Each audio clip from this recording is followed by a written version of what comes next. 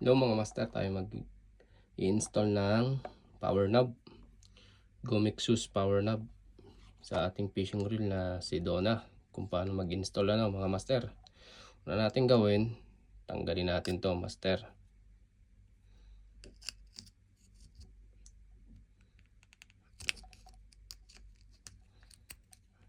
Yan.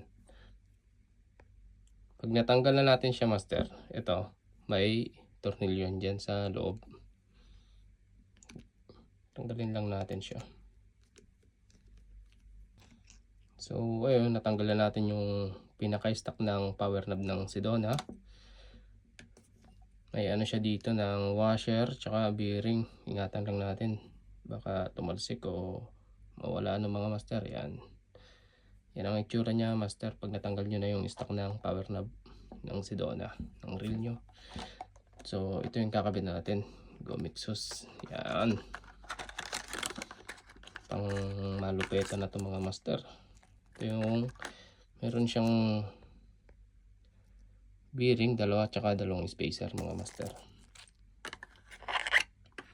Yan.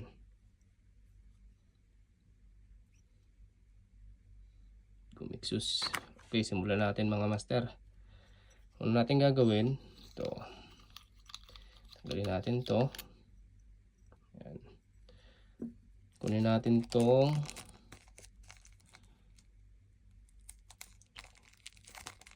dulas.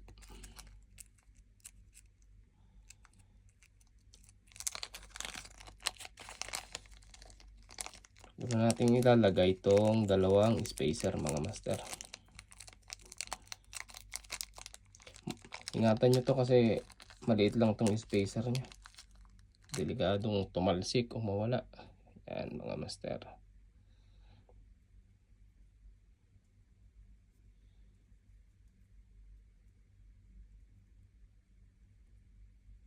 Yan. Dalawa na to.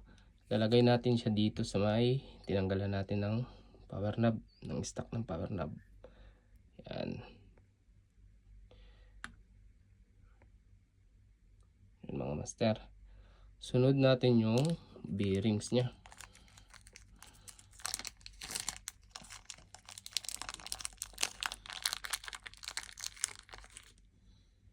Yan. Maliit din to mga master, kaya ingatan na. Mahirap to pag nawala. Susot din natin siya dito mga master. Yan. Spacer na dalawa, tapos bearings nya. Tapos pagkalagay nyo ng bearings nya, sunod nyo na to. Pasok nyo lang siya dito. Yan mga master. Tapos may isa pang bearings na natira. Dito natin siya ilalagay mga master. Yan.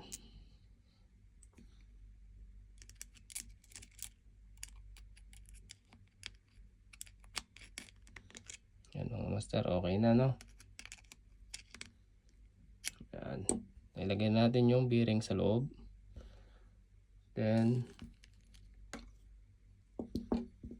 sunod na natin itong takip ng power knob natin na Gomexus.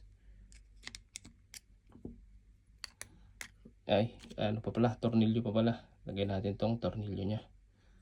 Yan, dito.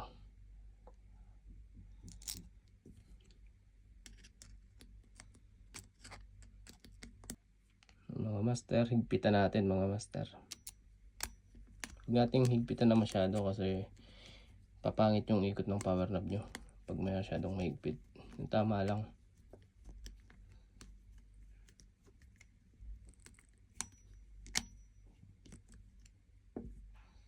Yan mga master, nalagay ko na yung tornilyo. Huwag nyo lang masyadong higpitan kasi papangit yung ikot. Lagyan na natin itong takip nya.